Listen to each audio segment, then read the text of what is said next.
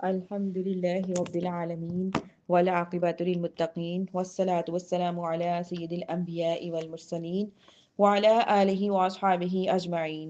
قال الله تعالى في القرآن الكريم مفهوم هكذا: إني وجهت وجهي للذي فطر السماوات والأرض حنيفا وما أنا من المشركين. صدق الله العظيم. رب اشرح لي صدري ويسر لي أمري واحلل عقدة من لساني يفقهوا قولي. ربي زدني علما ربي زدني علما ربي زدني علما. اللهم افتح علينا حكمتك وانشر علينا رحمتك يا ذا الجلال والإكرام.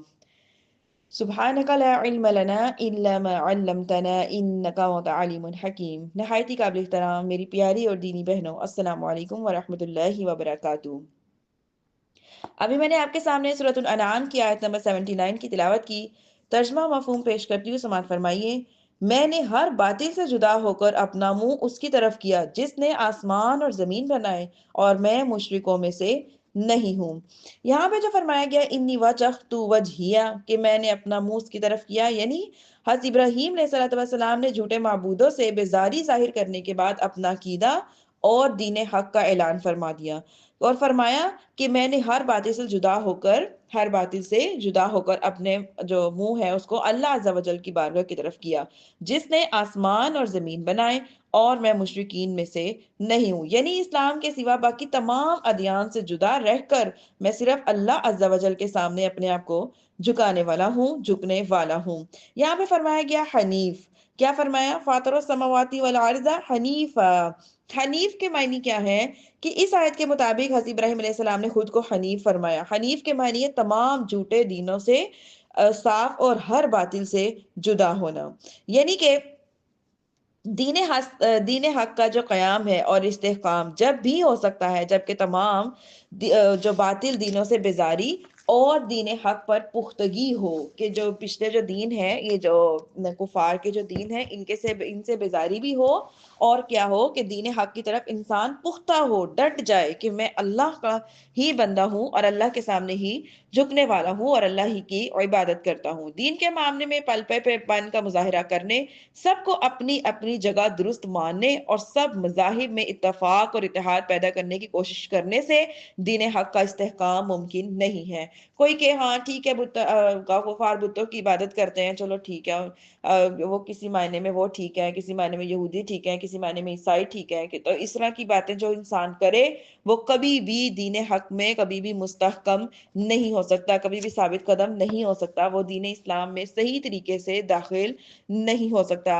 حضور پر نور صلی اللہ علیہ وآلہ وسلم نماز شروع کرنے سے پہلے ایک وظیفہ پڑھا کرتے تھے۔ اس کے بارے میں حضرت علی المرتضیٰ کرم اللہ تعالی وجہ الکریم فرماتے ہیں کہ تاجدار رسالت صلی اللہ علیہ وآلہ وسلم جب نماز شروع کرنے کے لیے کھڑے ہوتے تو یہ دعا پڑھتے۔ اس دعا کو سماعت فرمائیے۔ وجہت وجہی للذی فطر السماوات والارض حنیفا وما انا من المشرکین ان صلاتی ونسکی ومحیای ومماتی للہ رب العالمین لا شریک لہ وبذالک امرت وانا من المسلمین، کہ میں نے ہر باطل سے جدا ہو کر اپنا منہ اللہ کی طرف کیا، اس کی طرف کیا، کون؟ اللہ کی طرف، جس نے آسمان اور زمین بنائے، اور میں مشرکوں میں سے نہیں ہوں۔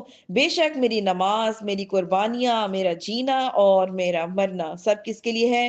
اللہ عز و جل کے لیے ہے، جو سارے جہانوں کا رب ہے، اس کا کوئی شریک نہیں ہے، اسی کا مجھے حکم دیا گیا ہے اور میں مسلمان ہوں۔ تو جب بھی ہم لوگ جب انشاءاللہ نماز کے لیے کھڑے ہوں تو اس دعا کو یاد کر لیں، نہیں تو کہیں سے نوٹ کر لیں، اور جب بھی جائے نماز میں کھڑے ہونے سے پہلے یا کھڑے ہونے کے وقت کیا ہے کہ یہ دعا کو پڑھ لیا جائے سنت رسول سمجھ کر۔ آیت نمبر 80 دیکھیے۔ وَحَاجَّهُ قَوْمُهُ قَالَ أَتُحَاجُّونِّي فِي اللَّهِ وَقَدْ هَدَانِ وَلَا أَخَافُ مَا تُشْرِكُونَ بِهِ إِلَّا أَن يَشَاءَ رَبِّي شَيْئًا وَسِعَ رَبِّي كُلَّ شَيْءٍ عِلْمًا افلا تتذکرون۔ کیا فرما رہے ہیں آیت نمبر 80 میں؟ اور ان کی قوم ان سے جھگڑنے لگی۔ ابراہیم نے فرمایا کہ تم اللہ کے بارے میں مجھ سے جھگڑتے ہو، حالانکہ وہ تو مجھے ہدایت عطا فرما چکا ہے اور مجھے ان کا کوئی ڈر نہیں جنہیں تم شریک بتاتے ہو، البتہ یہ کہ میرا رب کوئی بات چاہے۔ میرے رب کا جو علم ہے وہ ہر چیز پر کیا ہے؟ محیط ہے۔ تو کیا تم نصیحت نہیں مانتے؟ کیا فرما رہے ہیں کہ جب حضرت ابراہیم علیہ السلام نے اعلان حق کو فرمایا تو جھوٹے معبودوں کا رد کیا اور توحید باری کو بیان فرمانا شروع کر دیا، تو قوم آپ علیہ الصلوۃ والسلام سے جھگڑنے لگی اور کہنے لگی اے ابراہیم بتوں سے ڈرو، انہیں برا کہنے سے خوف کھاؤ، کہیں آپ کو وہ کچھ نقصان نہ پہنچا دے۔ ان کے جواب میں پھر حضرت ابراہیم علیہ السلام نے کیا فرمایا، کیا تم اللہ عز و جل کے بارے میں مجھ سے جھگڑتے ہو؟ اللہ کہ وہ تو مجھے اپنی توحید اور معرفت کی ہدایت تو پہلے سے عطا فرما چکا ہے، اور مجھے ان بتوں کا کوئی ڈر نہیں جنہیں تم اللہ عز و جل کے ساتھ شریک ٹھہراتے ہو، کیونکہ وہ بت کیا ہیں، بے جان ہے، نہ نقصان دے سکتے ہیں اور نہ ہی نفع پہنچا سکتے ہیں، ان سے کیسا ڈرنا؟ مجھے کوئی نقصان نہیں پہنچ سکتا سوائے اس کے کہ میرا رب عز و جل کوئی بات چاہے تو وہ ہو سکتی ہے، کیونکہ میرا رب عز و جل قادر مطلق ہے، نہ یہ کہ تمہارے بتوں کے چاہنے سے کچھ بھی ہو۔ سبحان اللہ، کیسی خوبصورت بات انہوں نے فرمائی حضرت ابراہیم علیہ السلام نے، اور کیسا پکا یقین تھا ان کا۔ حضرت ابراہیم علیہ السلام نے ایسے خطرناک موقع پر بھی ایمان کو نہ چھپایا بلکہ اپنے ایمان کا اعلان فرما دیا۔ اس سے یہ بھی معلوم ہوتا ہے کہ پیغمبر علیہ السلام کے دل میں مخلوق کی ایسی خیبت نہیں آ سکتی، یعنی ایسا خوف نہیں آ سکتا جو انہیں فرائض کی ادائیگی سے روک سکے۔ آیت نمبر 81 دیکھیے، وَكَيْفَ أَخَافُ مَا أَشْرَكْتُمْ وَلَا تَخَافُونَ أَنَّكُمْ أَشْرَكْتُمْ بِاللَّهِ مَا لَمْ يُنَزِّلْ عَلَيْكُمْ سُلْطَانًا فَأَيُّ الْفَرِيقَيْنِ أَحَقُّ بِالْأَمْنِ إِن كُنتُمْ تَعْلَمُونَ۔ کیا فرما رہے ہیں؟ مفہوم یہ ہے، اور میں تمہارے شریکوں سے کیوں ڈروں، اور تم اس بات سے نہیں ڈرتے کہ تم نے اللہ کا شریک اس کو ٹھہرایا جس کی کوئی دلیل اللہ نے تم پر اتاری ہی نہیں، تو دونوں گروہ میں امان کا زیادہ حقدار کون ہے اگر تم جانتے ہو؟ یعنی حضرت ابراہیم علیہ السلام نے مزید یہ فرمایا کہ میں تمہارے شریکوں سے کیوں ڈروں جو بے جان بھی ہیں، جمادات بھی ہیں، بالکل عاجز اور بالکل بے بس ہیں، اور مجھے ڈرانے کی بجائے تمہیں ڈرنا چاہیے، کیونکہ تم نے ان بتوں کو اللہ عز و جل کے ساتھ شریک ٹھہرایا جن کے شریک ہونے کی تمہارے پاس کوئی بھی دلیل نہیں پہنچی۔ اس بات کو سامنے رکھ کر غور کرو کہ امن کا مستحق کون ہے، وہ مومن جس کے پاس اپنے عقیدے کی حقانیت کے دلائل ہیں، یا وہ مشرک امن کا مستحق ہے جس کے پاس اس کے جو عقیدہ ہے اس کی کوئی بھی معقول اور قابل قبول دلیل موجود نہیں ہے۔ آیت نمبر 82 دیکھیے، الذین آمنوا ولم یلبسوا ایمانہم بظلم اولئک لہم الامن وہم مہتدون۔ ترجمہ مفہوم یہ ہے، وہ جو ایمان لائے اور اپنے ایمان میں شرک کو نہ ملایا تو انہی کے لیے امان ہے اور یہی ہدایت یافتہ ہے۔ اس آیت میں ایمان سے مراد اللہ عز و جل کو ماننا اور ظلم سے مراد شرک کرنا ہے۔ البتہ معتزلہ اس آیت میں ظلم سے مراد گناہ جو ہے وہ مراد لیتے ہیں، اور صحیح احادیث کے خلاف ہے یہ، اس لیے اس کا اعتبار نہیں کیا جائے گا۔ حضرت عبداللہ بن مسعود رضی اللہ تعالیٰ عنہ فرماتے ہیں، جب یہ آیت کریمہ نازل ہوئی تو صحابہ کرام رضوان اللہ علیہ اجمعین بہت پریشان ہوئے، انہیں رسول اللہ صلی اللہ علیہ وسلم کی خدمت میں حاضر ہوئے اور عرض کیا، ہم میں سے ایسا کون ہے جو اپنی جان پر ظلم نہیں کرتا؟ رسول کریم صلی اللہ علیہ وآلہ وسلم نے ارشاد فرمایا، اس سے مراد یہ نہیں ہے بلکہ اس سے مراد یہ ہے شرک ہے، کہ کیا تم نے وہ بات نہیں سنی جو حضرت لقمان علیہ السلام رضی اللہ تعالیٰ عنہ نے اپنے بیٹے کو نصیحت کرتے ہوئے کہی تھی کہ اے میرے بیٹے، اللہ عز و جل کا کسی کو شریک نہ کرنا، بے شک شرک بڑا ظلم ہے۔ تو شرک جو ہے وہ بہت بڑا ظلم ہے، انسان اپنے اوپر شرک کر کے ظلم کرتا ہے۔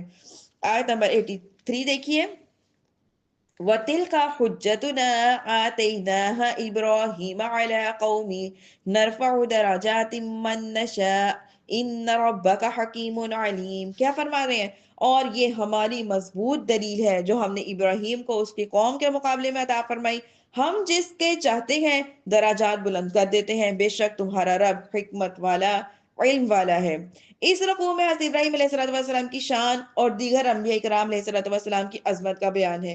اس سارے بیان کا مقصد تمام انبیاء علیہ السلام کے آقا امام الانبیاء صلی اللہ علیہ وآلہ وسلم کی تسکین اور تعلیم اور تربیت ہے۔ جیسا کہ رکوع کے آخر میں کیا فرمایا جا رہا ہے کہ انبیاء کرام علیہ السلام کا کثرت سے تذکرہ کرنا، محفلوں اور مجلسوں کو ان کے ذکر پاک سے آراستہ کرنا اللہ عز و جل کو نہایت محبوب ہے، اور ایمان کی طاقت اور عقیدہ توحید کو مضبوط کرنے کا بہترین ذریعہ ہے۔ تو خلاصتاً کیا بات ہے کہ حضرت ابراہیم علیہ السلام نے اپنی قوم کے سامنے سورج، چاند، ستاروں کے ذریعے اور دیگر جو دلائل بیان فرمائے وہ سب دلائل اللہ عز و جل نے انہیں عطا فرمائے تھے، اور آپ علیہ السلام کا چاند، سورج وغیرہ کو رب کہنا نعوذ باللہ من ذالک بطور شرک نہیں تھا، بلکہ قوم کے سامنے بطور دلیل بیان کرنا تھا، کیونکہ اللہ عز و جل نے فرمایا کہ یہ باتیں تو ہم نے انہیں بطور دلیل کے عطا فرمائی ہیں۔ اب یہاں پہ جو فرمایا جا رہا ہے نرفع درجات، کہ ہم درجات بلند کرتے ہیں، تو ارشاد یہ فرمایا جاتا ہے کہ جب ہم جس کے چاہتے ہیں عقل، علم اور فہم اور فضیلت کے ساتھ اس کے درجات کو بلند کر دیتے ہیں، یعنی کہ اللہ تعالیٰ جس کے بھی چاہتا ہے علم کو بلند کر دیتا ہے، جس کو چاہتا ہے عقل عطا فرماتا ہے، وسیع عقل جس کو چاہتا ہے فہم سمجھ عطا فرما دیتا ہے، جیسا کہ حضرت ابراہیم علیہ السلام کے دنیا میں علم اور حکمت اور نبوت کے ساتھ اور آخرت میں قرب اور ثواب کے ساتھ درجے بلند فرمائے۔ تو اس آیت مبارکہ میں ہمیں کیا پتہ چلتا ہے کہ انبیاء علیہ السلام کا کثرت سے تذکرہ کرنا، ایسی محفلیں سجانا اور مجلسوں کو ان کے ذکر پاک سے آراستہ کرنا اللہ تعالیٰ کو نہایت محبوب عمل ہے۔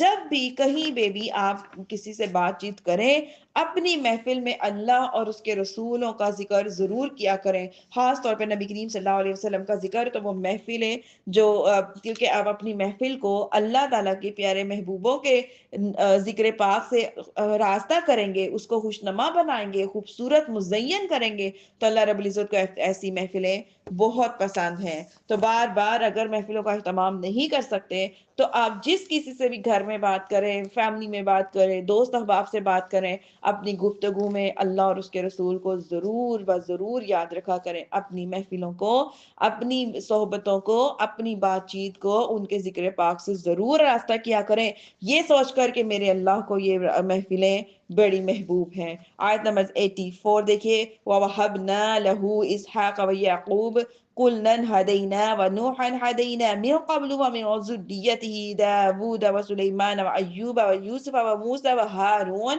وَكَذَلِكَ نَجْزِي الْمُحْسِنِينَ وَزَكَرِيَّا وَيَحْيَىٰ وَعِيسَىٰ وَإِلْيَاسَ كُلٌّ مِّنَ الصَّالِحِينَ۔ کیا فرما رہے؟ اور ہم نے انہیں اسحاق اور یعقوب عطا کیے، ان سب کو ہم نے ہدایت دی، اور ان سے پہلے نوح کو ہدایت دی، اور ان کی قوم میں سے داؤد اور سلیمان، ایوب اور یوسف، موسیٰ، ہارون علیہ السلام کو ہدایت عطا فرمائی، اور ایسے ہی ہم نیک لوگوں کو بدلہ دیتے ہیں۔ اور زکریا یعنی حضرت ذکریہ اور یحییٰ اور عیسیٰ اور الیاس کو ہدایت یافتہ بنایا، اور یہ سب ہمارے خاص بندوں میں سے ہیں۔ یعنی کہ حضرت ابراہیم علیہ السلام سے پہلے حضرت نوح علیہ السلام کو ہدایت کا تذکرہ کیا گیا، ان کی ہدایت کا تذکرہ کیا گیا، اور اس کے ساتھ حضرت ابراہیم علیہ السلام کی اولاد مبارکہ کا تذکرہ کیا گیا، جن کے اسماء کریمہ آیت میں بیان کیے گئے ہیں، اور یہ سب حضرت ابراہیم علیہ السلام کی اولاد میں سے ہیں، اور یہ سارے کے سارے نبی ہوئے۔ حضرت ابراہیم علیہ السلام کو اللہ تعالیٰ نے یہ مقام اور مرتبہ عطا فرمایا کہ آپ کے بعد جتنے بھی انبیاء کرام علیہ السلام مبعوث ہوئے، سب آپ ہی کی اولاد میں سے تھے، جیسے کہ اللہ پاک نے سورۃ عنکبوت میں کیا ارشاد فرمایا، وَجَعَلْنَا فِي ذُرِّيَّتِ النُّبُوَّةَ وَالْكِتَابَ، یعنی کہ اور ہم نے ان کی اولاد میں نبوت اور کتاب رکھی۔